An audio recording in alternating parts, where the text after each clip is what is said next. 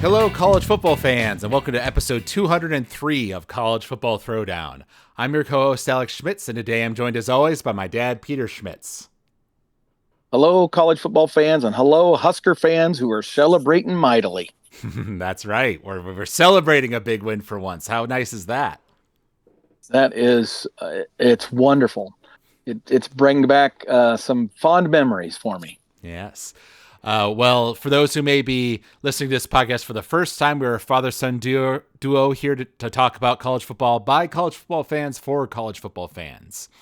And today we'll be talking about our favorite team, the Nebraska Cornhuskers, and their big win over Akron from this past weekend. We'll also talk about the national world of college football and get in our predictions for week 3 that's coming up. Wow, that I hate that you say that. Week 3. You know, we only played 12 games. That means we're already 25% through the season. The pain of being a college football fan. Yeah, it goes too fast. Yeah, but the fact that it's brief is part of its charm, right? It means every game counts. That's true. Yep. Got to have urgency on Saturdays. That's right. Don't schedule any weddings, folks. All right. But before we dive into all of that, we're going to go ahead and stick with our tradition and open up a cold beverage. Yes. I got myself some Golden Road Mango Cart. It was on discount at the grocery store, so I got some of that. Yeah, and I'm going to be opening up the beer that we're going to be drinking on our cruise that's coming up here at the end of the month. We're going to be heading over to Europe, and the cruise company provides beer on the ship. Flowing freely generally, and it's a variety called Bitburger. It's a original German Pilsner from 1817. Oh, fancy! It's a nice just basic traditional Pilsner. Okay, well, cheers. Cheers. Well, on the previous podcast, we were discussing, of course, this Akron game, having some concerns going into it after our middling performance against Cincinnati in week 1.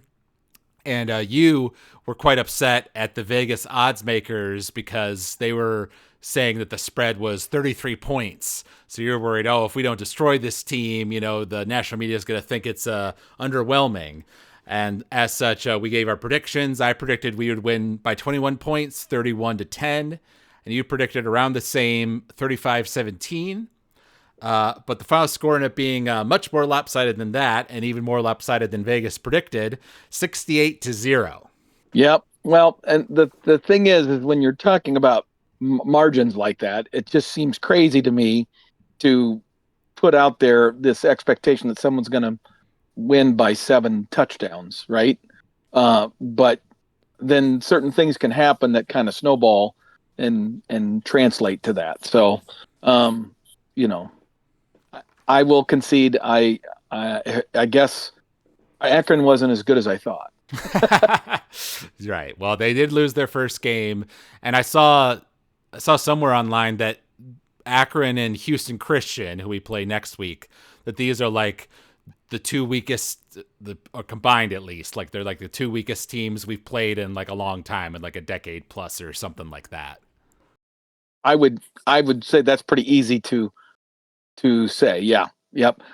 Not so much because of Akron either, right? And I think that probably has to do as much with Houston Christian, because they don't necessarily. I mean, they're a FCS type school that is not historically elite, where some of the other FCS schools we've played over the years, like Georgia Southern and schools like that, have a rich tradition of winning national championships at that level and that sort of thing. South Dakota State or whatever. Right. But Houston Christian doesn't have that. So, this is that was kind of a weak sister. Yeah. We ended up having over 730 yards of offense to their 175. We were 8 of 10 on third downs, while they were 1 of 14. They only had 62 yards of passing on us and 113 rushing. It was pretty much dominant across all sides of the ball. We were 32 out of 40 on our completions and attempts for passes, and that's including the fact that we played 3 quarterbacks over the course of the game.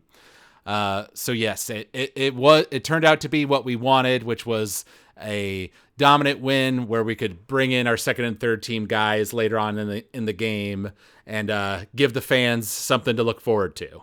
Yes, I agree. It was the kind of dominant win that really helps with overall morale on the football team and kind of inspires confidence then that, hey, we do have depth, at least in certain spots, right?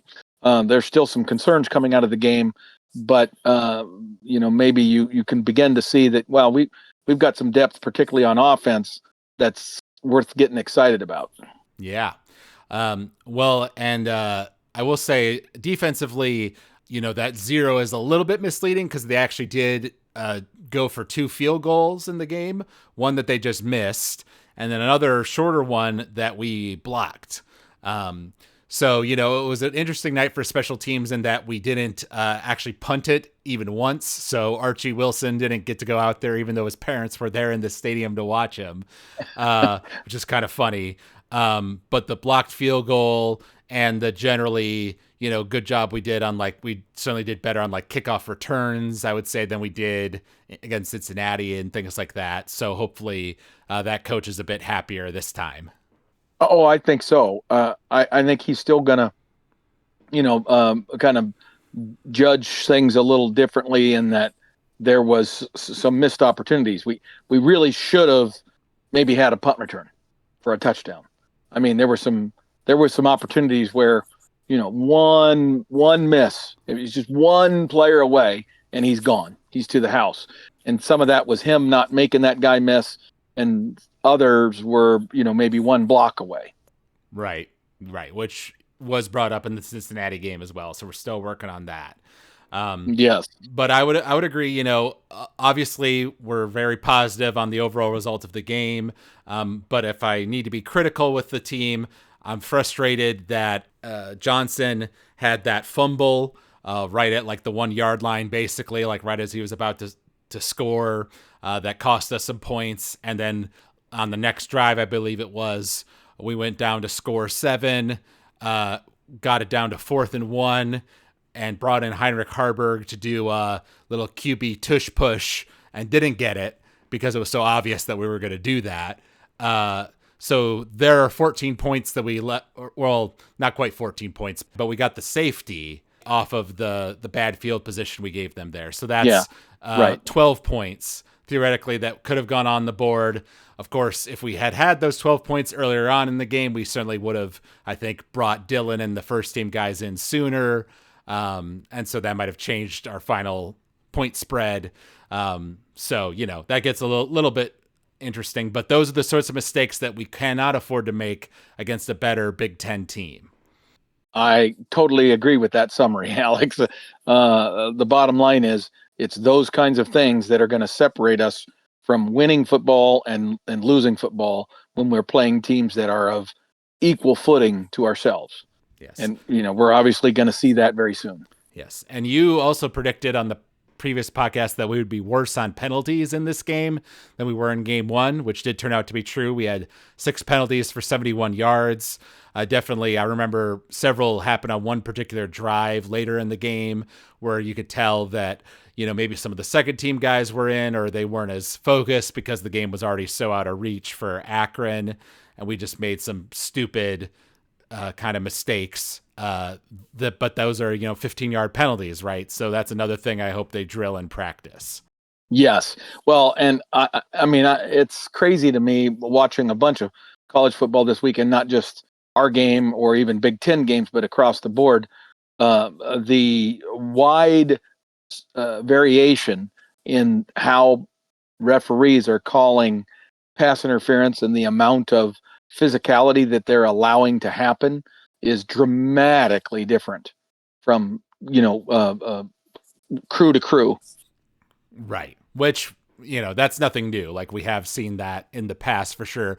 I even felt it within this game. I can remember a couple plays where I felt like our guy got held, on a pass play and they didn't call it. And then they would, against us, which To be fair, there were a couple there where like our guy was basically like half tackling the guy before the ball got there. So, you got to call those ones, of course. Oh, absolutely, absolutely. But it's one of those things where it's the consistency of the recognition. There was also a play where we had a defensive end who got around their offensive tackle and literally got horse collared by the tackle. He just flat out grabbed the guy's jersey, and we didn't get the call. We didn't get the holding call. And it's like, how bad does it have to be before you pull the flag out and call holding on a pass play? Right. And we got called for holding on a really good play, which of course was a running play, and it was a block in the back, and it was a legitimate call. I'm not complaining about the call, but it's just just hilarious to me how they can find a way to find these penalties on a successful running play and yet let people get mugged on pass plays. Well, and to our credit, I don't think this ref crew was the best one, because there was that run down the sideline one of our guys had in the fourth quarter that was, when they showed the video replay, you could clearly see he stayed in, but then they said, oh, he went out at the 30, and then without even going to a formal replay, they said, oh, actually, he's down at the 10. So I don't know what was going on there. Well, I think maybe they just got the quick review, and it was so obvious that whoever was on the camera or on the video review was able to get the message down to them really quick. Hey, no, it's obvious that guy's foot was in. Yeah. Also, to be critical once again, Akron was 9 of 23, like we mentioned, for 62 passing yards. But that number should have been quite a bit more, because there were definitely some passes on third downs that their quarterback threw pretty darn good, and his receivers just dropped them. So It wasn't necessarily that our coverage was that overwhelming.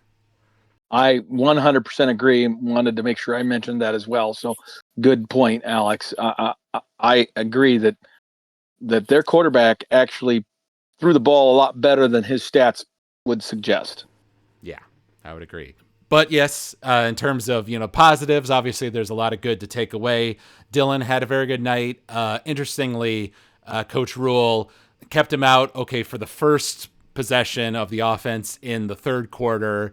And I thought after we scored a touchdown there, he might swap Dylan out. But he chose to bring Dylan out again for a second series in the third quarter. We scored again. And then he brought out TJ Lateef, our backup quarterback, who performed well, had one particular running play where he showed off his fancy footwork in a very impressive fashion. So I think that maybe more than anything was the story for a lot of Nebraska fans, that we have a reliable second-team quarterback. That's correct. The ability to have him play in the stadium in that kind of an environment and perform the way he did. And I'm not just talking about his runs, but he threw the ball very well. He operated very efficiently. There wasn't a bunch of dumb mistakes and penalties. He seemed to have control of what was going on. Clearly not even in the same league as Dylan as far as his ability to check and change the play. And he probably didn't even have a lot of authority to do that, given the time and situation. But he clearly showed the physical attributes that he could be a darn good quarterback and add a significant running element for the football team. Yes. And I think after our concerns against the Cincinnati team in game one, we showed this week we can be explosive on offense. We can open up big holes for our running backs to go through, things like that. Obviously, you have to put all this with the caveat that this is an Akron team that's clearly not very good. We will not be able to do it this way, this easily against the Big Ten teams. But it shows that we are capable of it. Yes, exactly. I think I might have made a comment to some extent that I'm not sure we could score 70 points against air. And obviously we can, because we scored 68 against Akron. So that's probably my biggest takeaway, was the depth that we were able to display and the efficiency, the effectiveness that I witnessed as we rotated through. I mean, we went through like 5 or 6 running backs. Ultimately, now some of them only got one carry at the end of the game or whatever. But when you're rotating that many players in and out, you just expect there to be some hiccups, some procedure penalties, some you jumping off sides, some just maybe a time expires because you don't get lined up right, that sort of stuff, right? Backfield motion errors, but we stayed really very focused as a team all the way to the end of the game. Yeah. Yeah. And it looked like it was a ton of fun for the fans in the stadium. It was a night game, so the place was packed and loud. And we had the big, beginning of the fourth quarter light show that was very impressive. Yes. So, now this is the first year that there's alcohol officially being sold in Memorial Stadium. And I think a lot of fans took advantage of that. Yes. Well, and you know what? Because of that light show and because of the nature of the score and all these new players, getting their debuts, people stayed. Right. A lot of times in the last decade, if we had a score like this, people would have left and gone back to their cars, to their tailgate, either gotten on the road early and listened to the rest of the game. But because it was a night game and there was the drone show, people stayed in their seats. And then, they were getting to see the first real action of TJ Latif, and that was enough to keep a lot of Husker fans in their seats all the way into the fourth quarter. Yeah.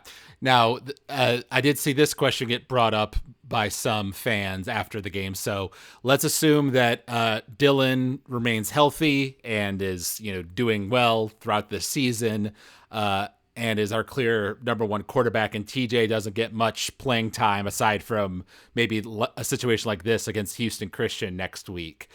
Are you worried about him transferring because we have some good quarterbacks coming in behind him in the following years as well? No, I'm really not concerned about that right now. I would be more concerned after some of those other players showed up, and if one of them were to pass him by, then obviously that's a whole different story. But I think he joined the Nebraska football team last year as a recruit, knowing that Dylan was a freshman at that time and was going to be a sophomore in his freshman year, and so I think he has every expectation that he has positioned himself, as good as he can be until Dylan leaves.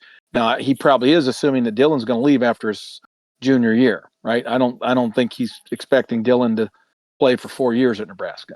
Well, yeah, obviously a lot of that depends on how well we do in these next 2 years. But even if we kind of stay around the level we've been at, where we're 7-8 wins or whatever, but we're not, competing for Big Ten championships and stuff, I think Dylan's completion percentage and his clear skills as a quarterback will be enticing to NFL teams regardless. I think you're right, unless he goes free, which would obviously, or a fumble spree. God forgive me for saying that. I just think that Dylan's going to be with us for 3 years and he's gone. Right. But thankfully, credit to Matt, he has focused on that quarterback room and filled it up with some talented guys. Because that was a major problem, back to Bo's time and through the Mike Riley and Scott Frost years, is that we clearly saw when our first team guy got hurt, which seemed to happen by the midpoint of the season pretty regularly, our second team quarterback was a significant step down. And it seems like we finally have since we've, kind of focused on the passing game, like the passing game is, 60% of our offense, we've gotten a good passing quarterback behind Dylan, which is important. Very important. And like you say, with the recruits we've got coming in, we're going to have a pretty salty quarterback room for the years to come. Yeah. And here's a fun fact that I looked up today because I saw a clip on Twitter that someone posted. Back in 1997, the famous national championship winning team of 97, Nebraska also played against Akron and beat them. What was the score in that game? I'm going to say 56-0. Not quite. We actually did better this time than we did in 97. It was 59-14 in 97. Oh, okay. All right. So not quite a shutout. This is the first shutout, I want to say, since 2009. Yes, it was. Yeah, I knew it was 15 plus years. That's big. I mean, like you said, granted, they had 2 chip shot field goals that probably should have been 3 points each, right? So I mean, legitimately, as you saw this game play out, they should have had 6 points. But the one was a fairly lengthy kick. It was 40 some plus yards, right? Yep. And he doinked it field goal post, right? Yep. I mean, it's not often that thing hits so perfectly that it doesn't either go sideways or in, you know, Right. but it boinked straight back out, and then of course the other one got blocked, that's a great thing to see, and that block occurred by defensive lineman penetration right up the middle. Yep. Yep. It did. And that definitely was good to see. Now, as we've mentioned, Houston Christian is our next game. Notably, they won 69-0 over AR Baptist, maybe Arkansas Baptist. Arkansas. Yeah, in their first game. But then here in their second game, they lost 20-10 against Eastern Kentucky. So they are, I want to say, from like the Sunland Conference or something like that. They're, another minor team, another team we should beat soundly. But the fact that they were capable of scoring 69 points, 69-0, pretty much very similar to the score we just put up, even if it was against a worse team, that does make me a little bit scared. Yeah, absolutely. We're going to be seeing a team that has better athletes than we saw this past week for sure in this upcoming game against Houston Christian. And they're probably going to have some receivers that are better as well. So you can't expect or plan on the drops that we saw in this Akron game. The Akron team simply did not play well. And then in the second half, frankly, started to kind of give up. So I think you're going to see quite a bit of fight from this Houston team. What I would expect is that we should be physically superior to them, very similarly to the Akron group. And so we should be able to control the line of scrimmage and control the game. But I think they're going to be able to make some individual athletic plays in the passing game, particularly, and maybe squeaking out a run here and there, because I do believe they run the ball quite a bit too. All right. Well, yeah, in terms of score, I'm not going to predict a shutout, but I am going to predict that we win by a comfortable margin, and that similar to this game, maybe in the third quarter, we can swap out our first team guys and get those second team guys in for more practice, which would be great. So I'm going to predict that we win. Let me think here. Let's say 45-9. Oh, that's funny. My score prediction was going to be 45-10, Alex, for similar reasons. I think that we are the thing that impressed me about this past week, and I think one of the things that's significant for Nebraska going forward is that the level of discipline and consistency that we saw in this game was something I haven't seen for years. That's the thing that probably excited me the most, was just the sheer demonstration of efficient, functional football performance that has just been missing. And I saw it for the first time in a long time. I question whether we can do that consistently week in and week out. And especially when we don't have the benefit of it being the first home game, a night game, and all the hype surrounding our first game at home. So, the beer sales, the energy in that stadium was unique. This coming week, your mom and I are going to be in attendance, but it's going to start at 11 o'clock in the morning, right? Right. So it's not going to be near the same energy.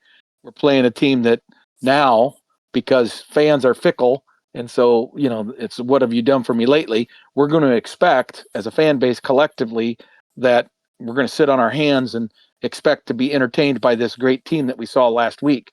Well, if their intensity isn't where it should be, then all of a sudden things aren't going to go so well. So I could see us struggling quite a bit more against this team, but eventually maybe finding our rhythm and then going from there. Yes.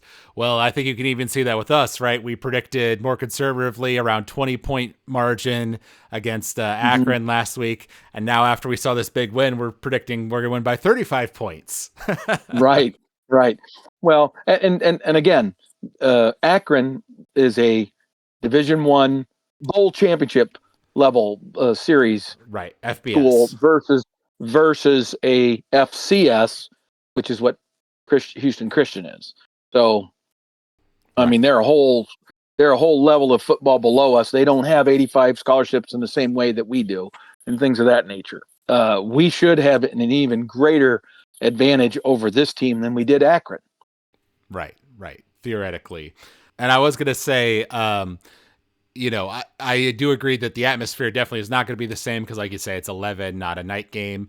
But I think that any Nebraska fans out there who missed this Akron game and then saw how fun it was and how much we dug up the score are going to be like, well, hell, I'm going to go to this Houston Christian game. I want to be a part of that, you know?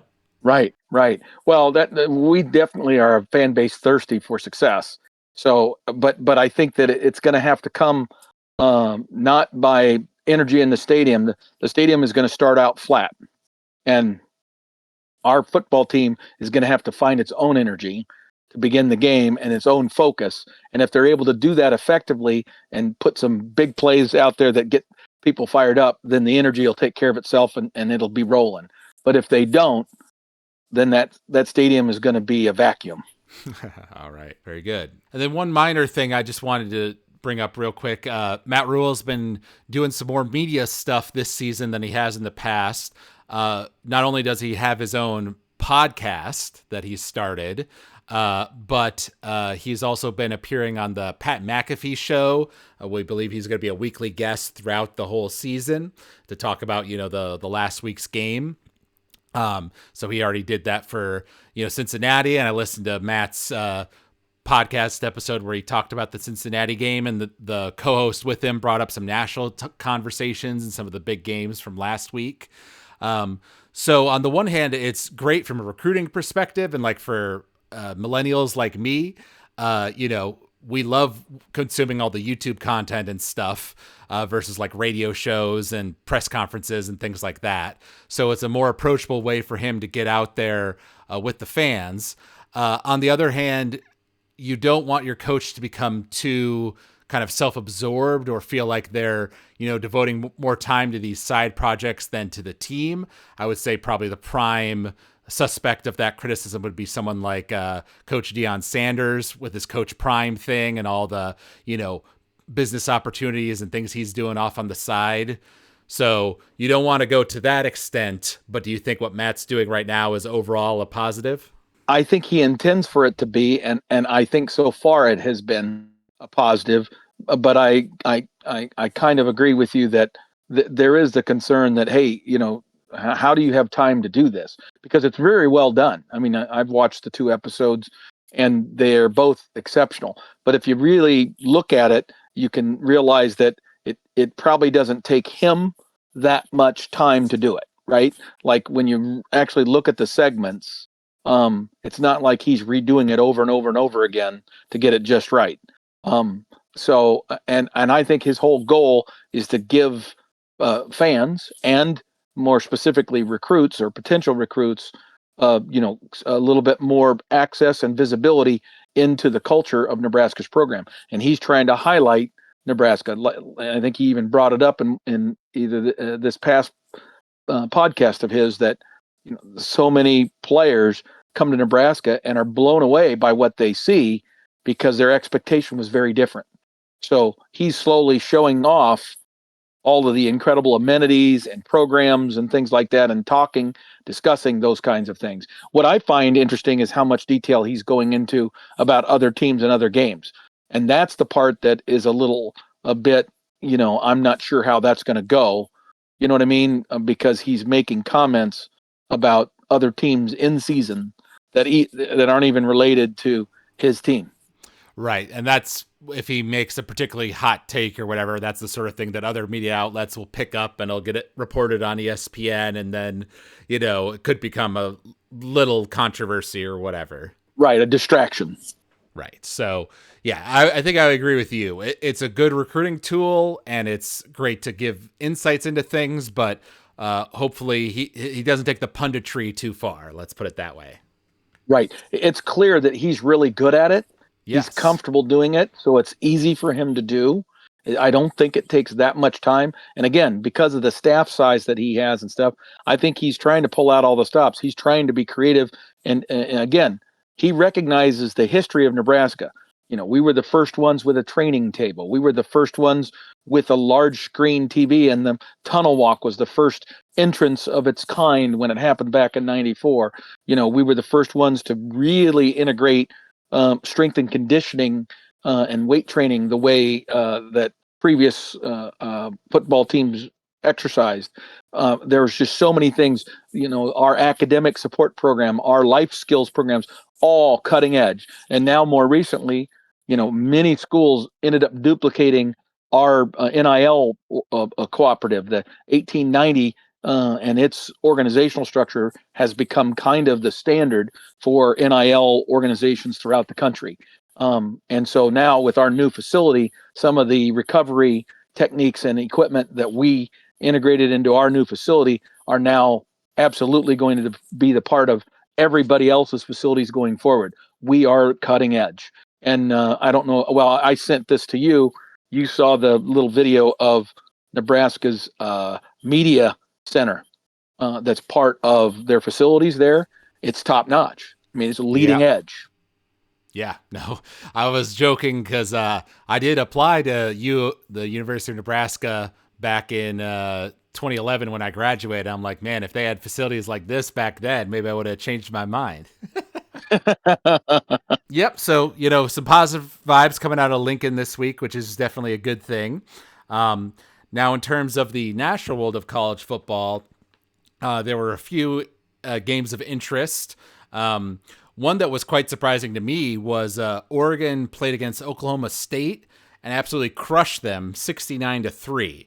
So almost as bad as what we did to Akron, but Oklahoma State is a good Big 12 team. So that shows the level that Oregon's at. Yeah.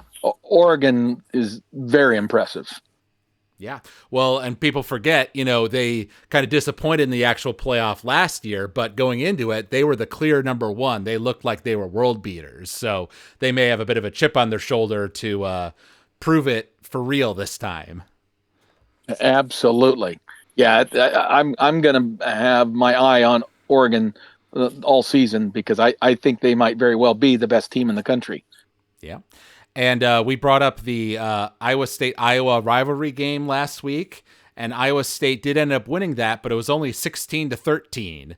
So a low-scoring defensive affair, even though Iowa State had those two impressive wins to start off their season.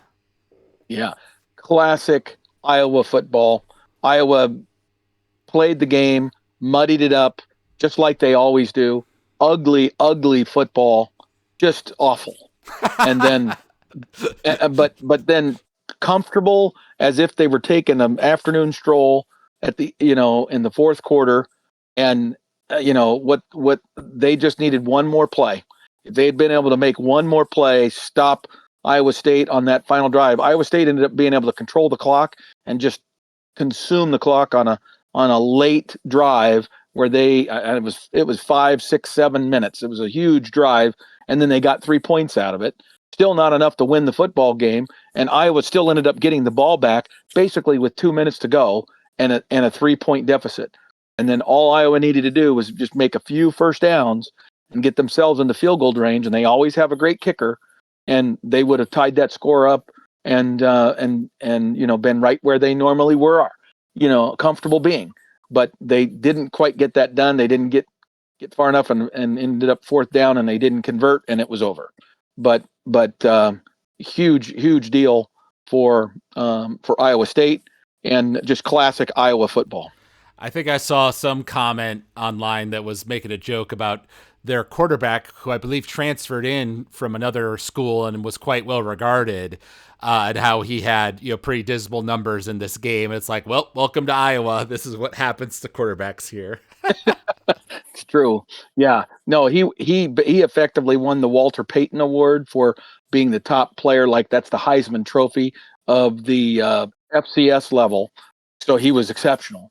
And it was a big deal to get him, right, for Iowa. And they were very excited about it. And he has some great skills, but it just it just didn't translate yet on their offense. And I mean, they're limited offensively as they always have been, but their defense is excellent and their offense doesn't make very many mistakes. Yep, that's the classic formula for Yep. Kirk Ferentz there. That's his thing. Yep. And I got to shout out my alma mater, Ohio University, who won the MAC last year and had a big game against West Virginia at home in Athens, Ohio. And they managed to beat them 17-10.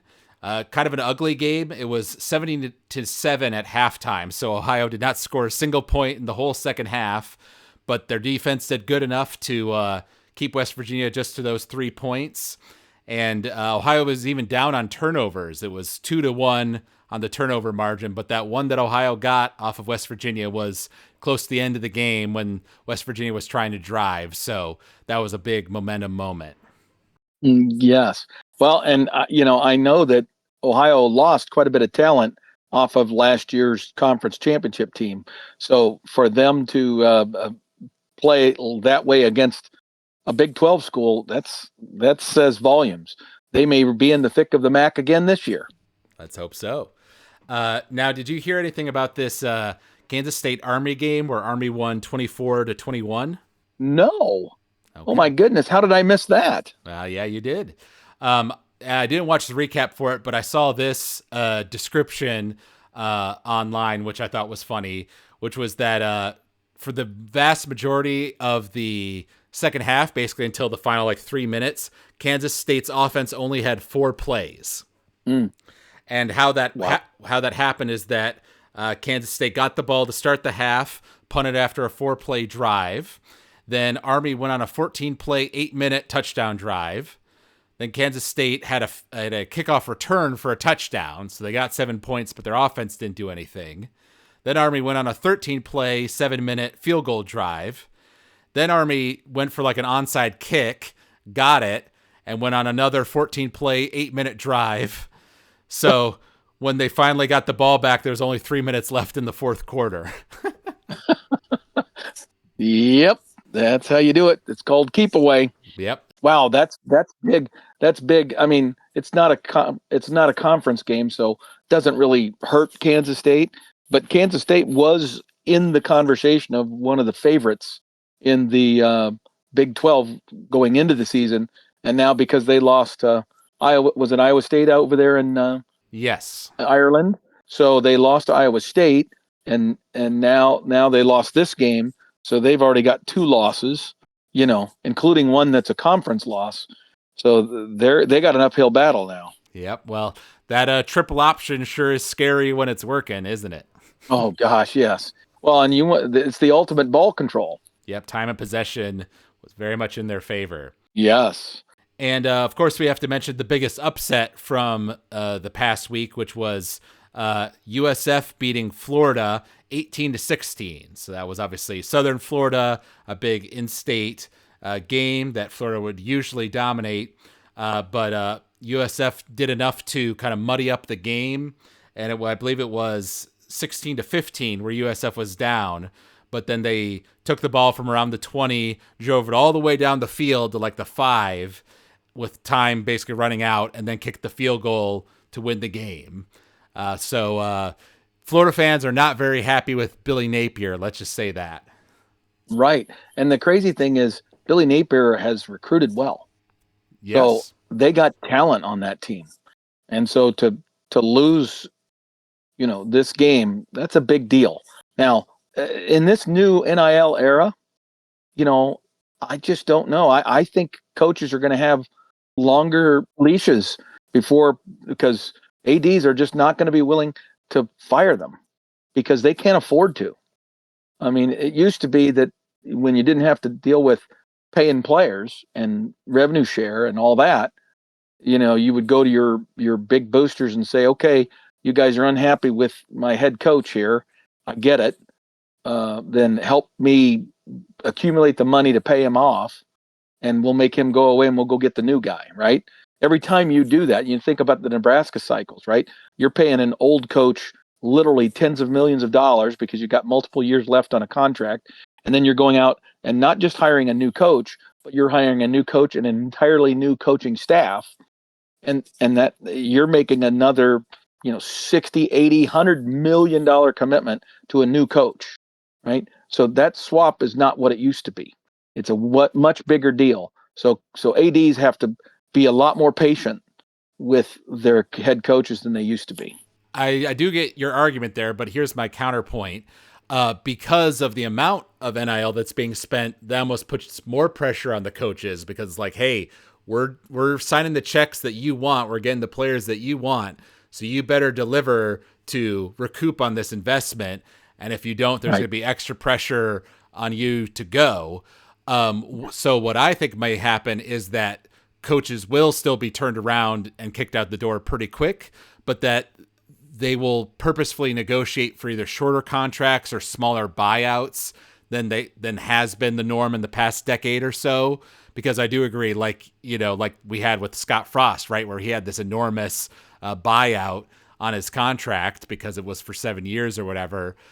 Maybe ADs would be more strict about that. Just be like, hey man, I cannot afford to pay that, this long-term thing before you've proved yourself, Right. Well, or they put stipulations in the future contracts that basically say this obligation is only real if you do certain things. And those things that you have to do include basically an ROI on the purchased players for whatever reason, right? Dollars per win or whatever. And if a coach drops below that dollars per win level, then the remainder of the contract is voided. Right. And so the administration can fire the guy, and the obligation is gone. Something that diminishes that future obligation and allows them to move on to another coach. But the contracts don't have that sophistication right now. So I agree with your counterpoint. I just think that kind of language does not currently exist in most of those coaches' contracts. And yeah, good luck being the first one that tries to impose that on the coach that you want to hire, right? Because remember, that negotiation's always happening at the front end. No, you're right. You're right. And that won't work if you're trying to get, the top tier coach, right? He's going to want the big buyout in the longer term and all that. Right. His agent is never going to agree to any of these things that might actually put his client in a position where he can be dumped like a bad habit as soon as things go badly. Yep, that's true. Have the financial obligation. Oh, and I'll also just quickly mention Florida has a particularly tough schedule in the SEC as well. They've got LSU and all these tough teams ahead of them. So it doesn't get any easier from here for Billy Napier. No, I agree. Yeah, that's going to be tough. Speaking about another team that's struggling in the Big Ten, we've got UCLA, who lost the previous week badly to Utah. This week they lost a closer game against UNLV, 30-23. Oh, I mean, that's just crazy. I can't explain why UCLA isn't better. Right. UNLV being a Mountain West team, so one that you would expect them to beat. Well, yes, and they also got really beaten the previous week. So now, they're 0-2, and they haven't even started their Big Ten schedule yet, right? So it's going to be a long year for UCLA unless they're able to magically turn things around like they did last year. Last year, they had a lot of injuries early that caused them to kind of get derailed, but then they got healthy just in time to play us. And then they looked like an entirely different team when they played us than they had all year. and then ended up having a few other very good performances after the Nebraska game last year. And then in the offseason, of course, they got the big free agent quarterback kid from Tennessee, Nico, and he hasn't done much. So that just cranks up the pressure on that staff. That's true. And then lastly, of course, the big game that we did give a prediction for was, of course, Michigan versus Oklahoma. I predicted on our previous podcast that Oklahoma would win that one 31-24, while you went the Wolverines' way, saying they would win 27-21. But it ended up going my way for this one. Oklahoma won 24-13, a little lower scoring than I was expecting, but tough one to watch if you're a Michigan fan. Their only touchdown of the game came off of one big 75-yard run play. Other than that, they just had the two field goals. Right. It seems like Oklahoma was kind of in control, or I sensed that, even though the Oklahoma wasn't never able to make enough points to make it obvious. But statistically and in terms of just the sense you had as you were watching it, Oklahoma seemed to be in control, and yet with I don't know 6 minutes left in the fourth quarter, it was still a one-score game. It was 21-13. Right. It was an 8-point game, and then Oklahoma got that field goal to bring it out of that 1-point range. So at that point, it was pretty much over unless Michigan really pulled a rabbit out of a hat. The other interesting thing, though, like we mentioned, is that Michigan had that big run, and Oklahoma turned it over twice, while Michigan didn't turn it over at all. So despite all that, Oklahoma still out-yarded them 408 to 288. Michigan was 3 of 14 on third downs, while Oklahoma was 9 of 17. And Michigan also was 9 of 24 on pass attempts for 142 yards. So a rough day for their star quarterback, Underwood. Right. Well, and I think it kind of shows that maybe they don't have the wide receiver core to compete at that highest level, right? But at Oklahoma, their quarterback, on the other hand, looked pretty good, and is a big difference maker for them. And then I think, of course, Venables taking the reins of the defense. I have a feeling he had that Underwood's head spinning for a lot of that game. Yeah, definitely. So I will say, I, in our pre-season podcast, I kind of poo-pooed the idea of us having any chance against Michigan, and I know you were down in the dumps about that after last week's performance. But given what we saw this week, both from Michigan and from us, if we presume that we go out and do similarly well against Houston Christian as we did against Akron, there will be a ton of momentum, at least on Nebraska's side, going into that Michigan game, which is at home for Nebraska, and you'll be there in attendance for it. Whereas Michigan, even if they beat Central Michigan, who they're playing this week, will be feeling kind of bummed that they underperformed against Oklahoma, looking to maybe vent that frustration against a Nebraska team. But I think a lot of that game, which we'll talk about obviously next week when we get to it, will come down to John Butler and what he's able to scheme up schematically. Because like you say, Brett Venables showed kind of the blueprint of how to frustrate Michigan. We don't have the same talent level that Oklahoma does, but maybe there's something schematic-wise that we can do to confuse their true freshman quarterback. Yes, I would say that is certainly a possibility, but I'm still in the category of unlikely. I think that our fundamental weakness along the defensive line will continue to be an issue for us. I don't know that it's a solvable thing. I think against lesser competition, we might be able to scheme some things to make it interesting for a while. But against teams that can line up and smash us with the running game, which I believe Michigan has that kind of talent, I think we're going to really struggle. So I'm still in the court of opinion when push comes to shove, unless Michigan's offensive coordinator is stubborn and insists on trying to develop Underwood's passing skills rather than just taking what's available to him by Nebraska's defensive weakness. That would be the thing I would need. I would need them to call a bad game offensively. And if they did that, then we would have a chance. But if they're smart and they just run the football down our throats, I don't think we are going to be able to score enough points. We're going to have to outscore them. Right. Yeah. Yeah. And then once again, I think we showed against the Akron that we have the capability of being explosive, but obviously it's going to be much tougher against Michigan's salty defense that slowed down Oklahoma as well. So I'm certainly not taking that for granted here. Yes, exactly. And of course that's for next week. So hopefully we can get one more week of joy, and hopefully we can put back-to-back weeks. I might be feeling differently, Alex, if we can put another clean, crisp football game like the 60 minutes I just witnessed. If we could do as well this coming week in terms of effectiveness and efficiency as we did this week, that would go a long way in making me feel like, okay, yeah, Michigan's going to score some points because our defensive line is awful, but we might be able to keep up with them and score more.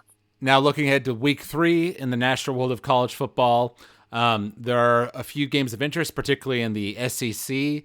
Georgia, Tennessee is a big one. That is a home game for Tennessee. Also, USF, Miami. Obviously, Southern Florida coming off the big win over Florida. Now they got to play another Florida team, and it is at home for Miami. So what are your thoughts on those two games? Wow, those are both SEC games.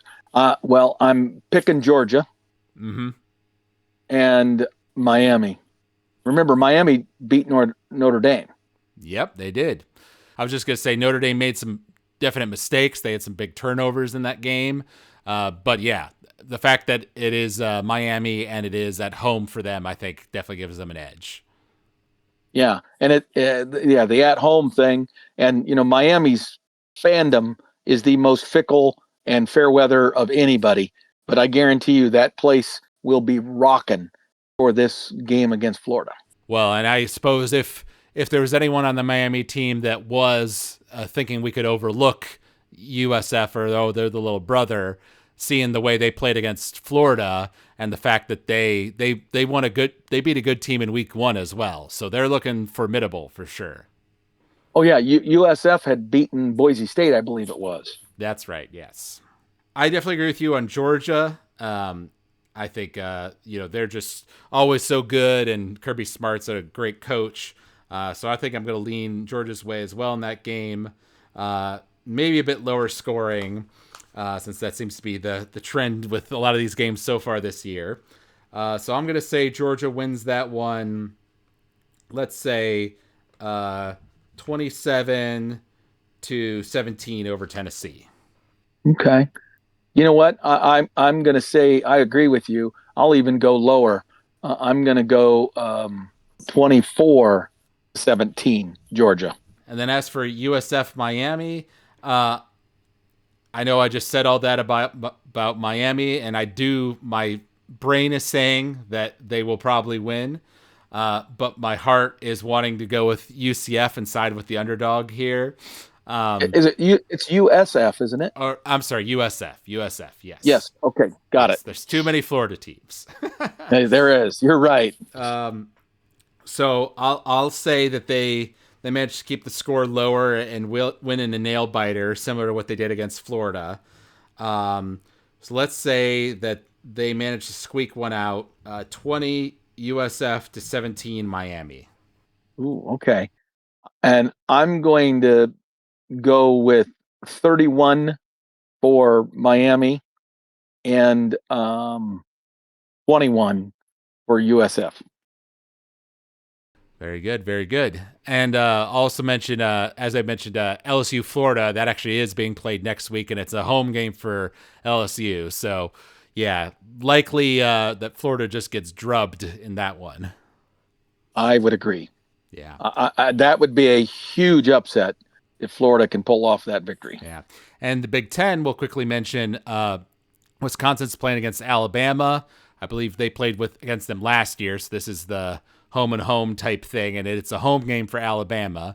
Alabama crushed the small team they played this week. They put up like 70 points on them or whatever. So proven that they have plenty of talent, but you never know. Maybe they could Wisconsin could surprise some people. Well, maybe, but Wisconsin has not looked good in the first 2 weeks. Even though they ended up with a very comfortable victory and score at the end of the game, that score against, who was it that they were playing? Middle Tennessee. Middle Tennessee, that's what it was. Middle Tennessee, and that score was like 14-10 late into the third quarter, and there was an opportunity for Middle Tennessee to take the lead, and they kind of screwed it up. They messed up and ended up getting nothing, and then Wisconsin had a big play, reverse type play, and scored, and then that opened the floodgates. But up until that point, that was a nip and tuck game. Mm-hmm. And so I mean, I know this is not a quintessential Alabama team at this point, but I think they have a lot more talent than Fickle and the Wisconsin Badgers. Yeah, I think you're right on that one. All righty. So it's going to be another exciting week of college football, and as we mentioned, we're obviously looking ahead a little bit to week 4 against Michigan. Obviously, it's the coach's job to make sure that the players stay focused on the target in front of them. But if we end up where we want to be, we'll be going to that Michigan game 3-0 and with a fan base that's hungry. And hopefully we can go into that with that, we've got nothing to lose mentality. Like, we'll be the underdog for sure. There's a little bit of blood in the water at Michigan after the Oklahoma game. So maybe we can pull out something special. Right. I just want us to play crisp. I would love it if we could get as many players to play in this week's game as we did last week. Just play clean football, execute, and maybe do some things that help us to understand, really exercise our interior defensive tackles to understand what we have depth-wise within that group, so we know what we can and can't try against Michigan the following week, because we go into that game 3-0. I don't know, with them having a loss, especially if they struggled against CMU. Let's say they ended up beating CMU by 10 points. We might end up the favorite. I hate that, but that's the kind of crap that Vegas does to us all the time. Yeah. I do not want to be the favorite. I want to be the underdog in that Michigan game. Yeah, I would agree. Yeah, I guess we don't want the media opinions to switch too far, where all of a sudden we're the favorite. That'd be bad. Exactly. Yeah, I don't think that'll happen, though. All right. Well, we hope you out there enjoyed listening to this podcast. You could email us at collegefootballthrowdown@gmail.com. You also find us online if you search for College Football Throwdown on Spotify or Apple Podcasts. We also have a new YouTube page where we have uploaded all of our past episodes, so you can enjoy us there as well. And we always love hearing comments from the fans or reviews, so feel free to leave those for us. Thank you out there for listening, and thank you, Dad, for joining me for this episode. Until next time, go Big Red. Go Big Red.